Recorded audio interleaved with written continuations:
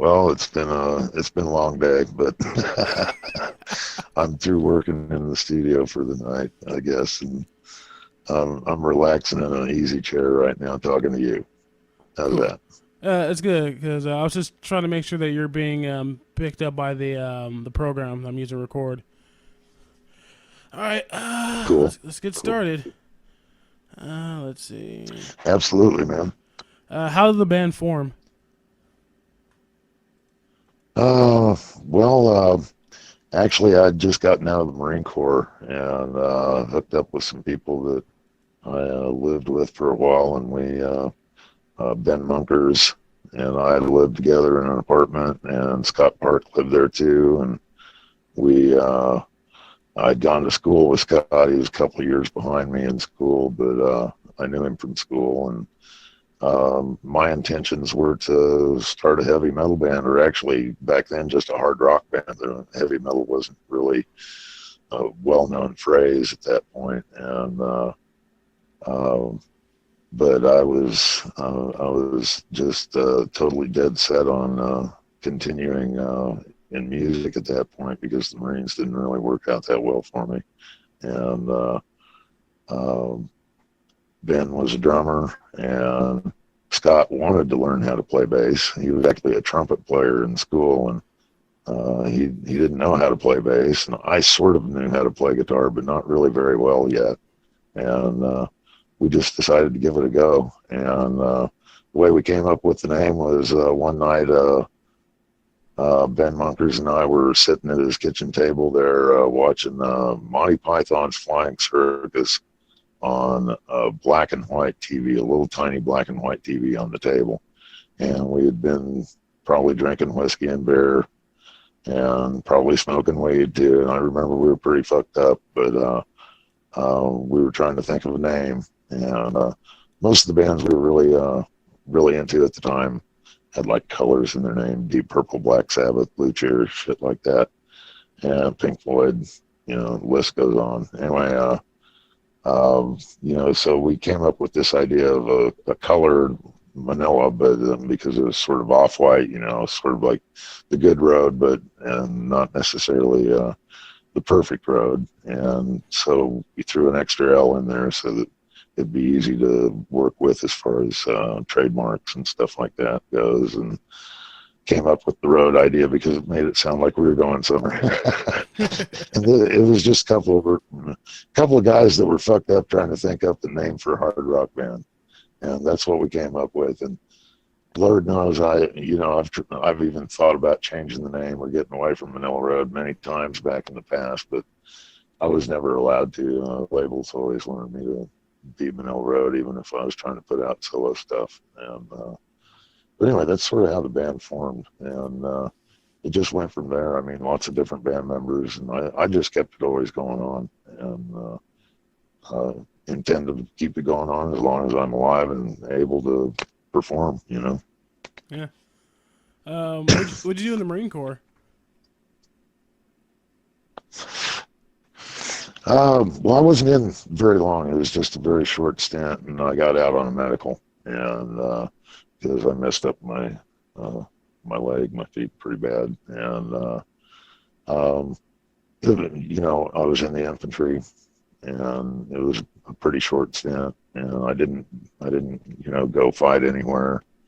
Uh, did a lot of training that basically was came to naught because I got injured. But anyway, so I didn't do a lot in the Marine Corps. Let's put it that way. All right.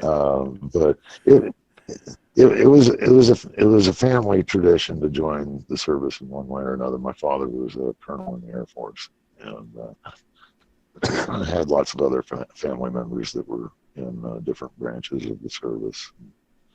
So it was just a part of my life when I got out of high school and everything. I just really wasn't sure what I was going to do with my life, and so I thought I'd just follow in family footsteps at that point and see what that was about. And when I was rehabilitating at Balboa Naval Hospital in San Diego, I just had this idea that I'd played music all my life. My mother was music teacher, my stepfather was music teacher, and just about everybody in my family had something to do with music one way or another. So it was sort of instilled in me, and I'd had an awful lot of musical education along the way. And I basically just decided to come back and try and re-educate myself again. I eventually went back to college and or went to college for the first time, and I quit in order to pursue the rock and roll thing because that was about 1983 when we 83, 84 when we got signed to Black Dragon. We were being fairly successful at the time, and so actually quit going to school at that point. I've been studying to be an anthropologist, and later on in life, when things weren't quite as active with the band, I went back to night school and changed my course and got an MBA instead. But because it actually dawned on me that anthropologists don't make much money. and and that came in handy because there was a lot of slow years in the 90s and everything where heavy metal was practically dead, and the whole industry had changed once the digital network started happening, and lots of independent metal labels folded when the CD thing happened. Vinyl went out, and lots of little companies got stuck with lots of product they couldn't sell, LPs at that point. And it's sort of funny because now all those LPs are just extremely rare, and you have to pay $500-$600 for them. But it was uh, it was it was an interesting time throughout the last 4 years. We're coming up to the 40th anniversary. 2017 is the 40th anniversary of Manilla Road being incepted, and uh, I, man, it's really hard. It's weird to look back to 1977 and think of all this stuff at this point, and see where we started and all the things we've been through and what we've done throughout that time. It was 40 years, and where we are now, and where I am now, and where so many of us that are still in the Manilla Road family, previous members like Rick Fisher, Randy Fox, you know, there's lots of us that are still involved from the original Manilla Road families in a sense. And so it's still sort of a big family thing here. And it's been really hard, but it's been really fun at the same time, and well worth it. That's for sure. Well worth it because, I'm not rich. It's not like I've made a really great living doing this, but I sure have had some great moments with some great people all over the world. And that seems to be the thing that interests me most is living life because it's pretty short and there's no guarantee that there's anything after this. So most likely oblivion. That's what I remember before I was born. So, um, you know, I'm just having a good time with it, and I'm planning on continuing on as long as I can. And I'm obviously you can tell I babble. So you get me started on anything, and there's no telling where we're gonna go. That's fine. That's actually pretty good for what I'm planning on doing. Let's see. What was it like playing a show on a cruise ship? Oh, that was wild. Yeah, that was fun. We were there with the Raven Boys and Jag Panzer and lots of other bands, 60 bands, I think it was, 70,000 tons of metal. I'd never done anything like that before, and I'd definitely do it again. It's really cool. They had like four different stages. One was sort of like a big club setting. One was on like an ice rink. One was a big theater, and then they had a poolside stage on the upper deck. And we played the big ice rink, and then the club setting also. And that was just totally sweet. Got to meet Kai Hansen, who I'm a big fan of, and that was pretty neat because when I first met him, I introduced myself to him And he goes, "Oh, I know who you are." And I was like, "Really? That's cool." But saw Gamma Ray. They were just excellent on that boat, and we had a lot of fun there. Raven was really cool. We hung out with those boys a bunch too, and of course we've always been friends with them for many years back, and it was a fun time. It was great. I mean, no matter where you walked on this huge cruise ship that you think is normally probably filled with old people, traveling Jamaica or wherever, the Bahamas, and enjoying, their expensive vacation and everything. And here you just got metalheads everywhere. And not only that, but the music that's playing over the sound system, they have like music type shit throughout the whole ship. And it's metal. It's great. You're listening to King Diamond as you're walking down the shopping way in the middle of this cruise ship, or you're in their casino or whatever. And the food was pretty damn good. The service was excellent. The rooms were cool. They even had one of the stages was televised in your room, so that if you didn't feel like going out or you got too drunk to actually be at the show, you could just hang out in your room and watch it on TV. So it was pretty cool. It was a cool, unique idea. I'm sure it's pretty expensive. I mean, we actually got paid to go do this, but it's worth it. It's fun if you find a lineup that has an awful lot of bands that you like, and every band plays twice. So it's you get a chance to see, in some cases, a different show each time from each band if they've got enough material. And it was an awful lot of new age metal, though, stuff that I'm not necessarily used to that much. Uh, like Samael, Cradle of Filth, stuff like that.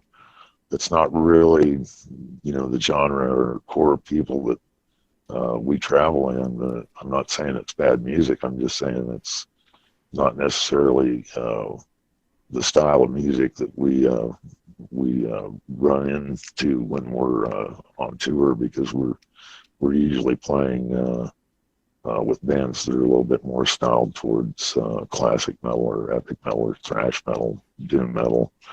And I'm not sure what to call some of the new age music. It's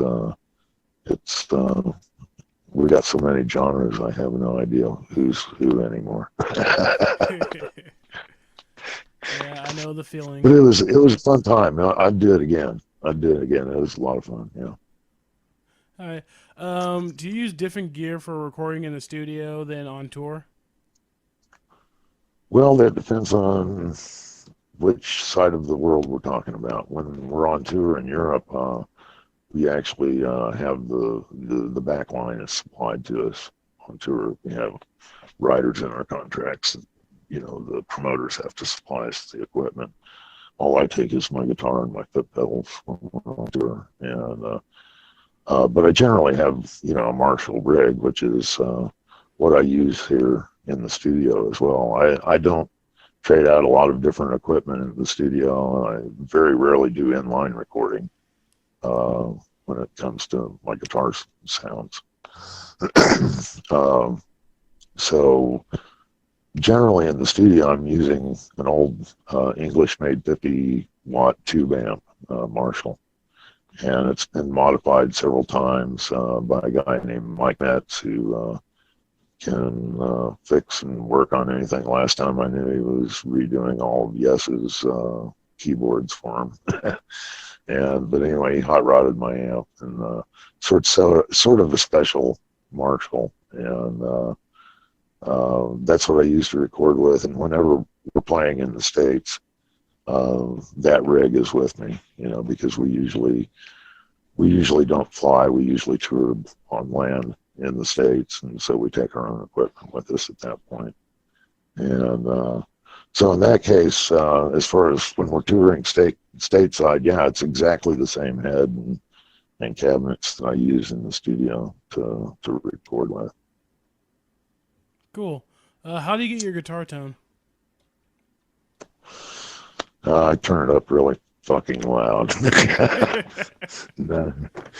uh, that's a combination of having having the right guitar and and the equipment. Like I said, my amp's hot rodded, so the sounds you hear on the albums are definitely from an amplifier that's been changed from its original state into something different.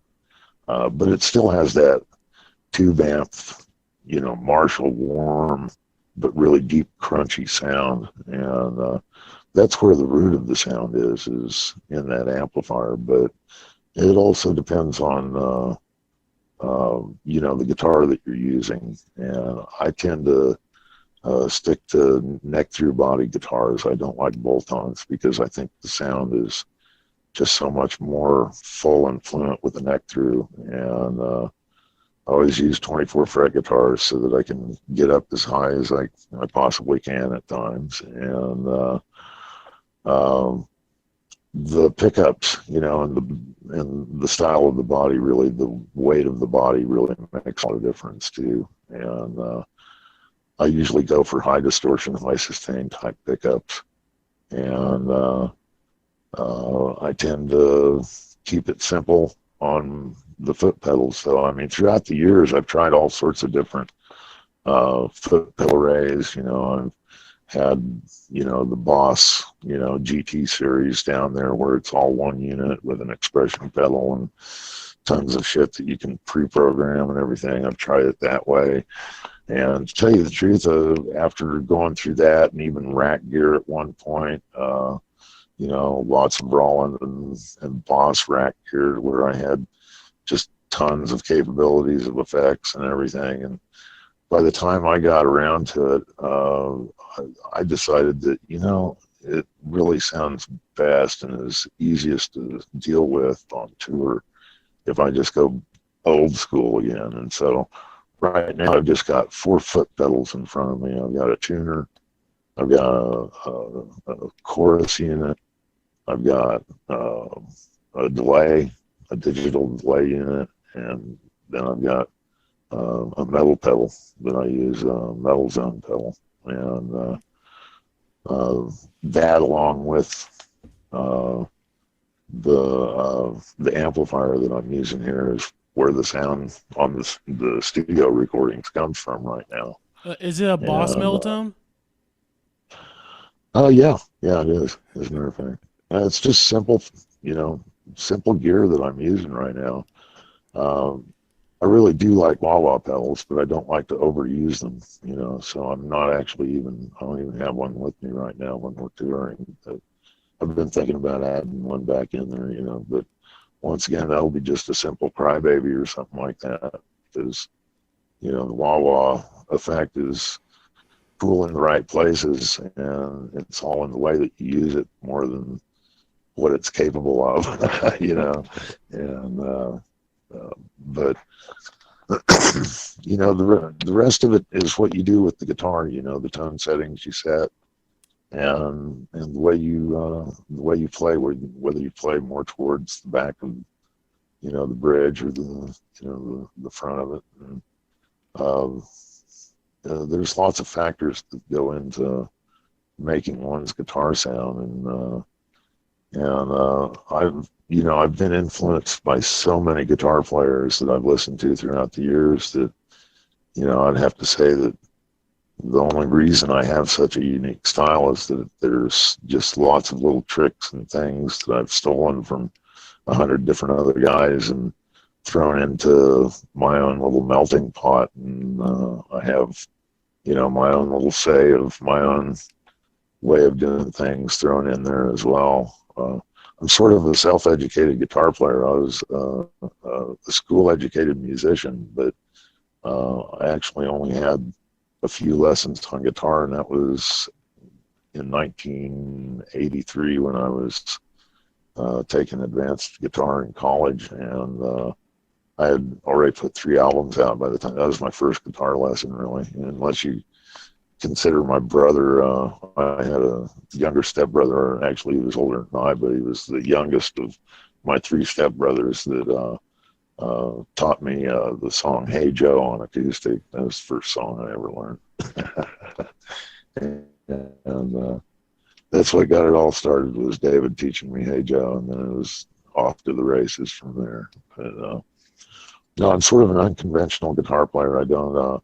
I've broken my left arm 4 times, and my left hand doesn't work exactly as normal. Like it does for normal people. And like I can do the Spock thing with my right hand, but I can't do it with my left. And so that and just the fact that I sort of self-educated myself on guitar without really being taught how to play, I experimented a lot and came up with chord voicings that are different fingerings than what lots of people use. And not only that, my soloing techniques are totally oddball compared to most people because I usually don't use sweep picking. Uh, and my scaling is done with I don't necessarily use all 4 fingers just going blah blah blah. I actually jump and skip with my my index to my third finger. My 3 fingers. My little finger is more like something I use in a rarity situation when I'm doing fancy chording and when I'm doing lots of picking type stuff that sometimes I'll use it in soloing too, but it's rare to tell you the truth. And so my hand formations aren't necessarily what you would call rudimentary, and uh, that that adds to the difference in sound because the technique is totally different. And like I said, it's sort of a self-taught technique, and I kept running with it because it works for me. And even though I can do some of the other stuff, but it's easier because of how my hand works to do it this way. And but all of those things sort of combined make up a bit of a unique approach to guitar, and I think that's where my unique sound comes from as well. It's I've noticed that when we're on tour and I get a different amplifier than what's in our rider or whatever, I'll still be able to make it sound pretty much like me. And so I think a lot of it's the way you play too. But it depends on, like I said, right now I'm using simple foot gear and it makes it really easy to make every amp rig sound the same. I just use I set everything to clean on the amp rig, and then I used my foot gear to come up with the balls, which is what I use mostly when we're playing anyway. So that's where the drive and distortion comes from, is my foot pedals. I got to take them in now too because they've had so much beer and whiskey spilled on them lately, and been kicked around by fans stage diving and stuff. They're starting to make some crackle and pop noises right now that I'm not liking very much. So I got to go visit Mr. Metz and see if he can take time from fixing Yes's keyboards to work on my shit. Let's see. Um,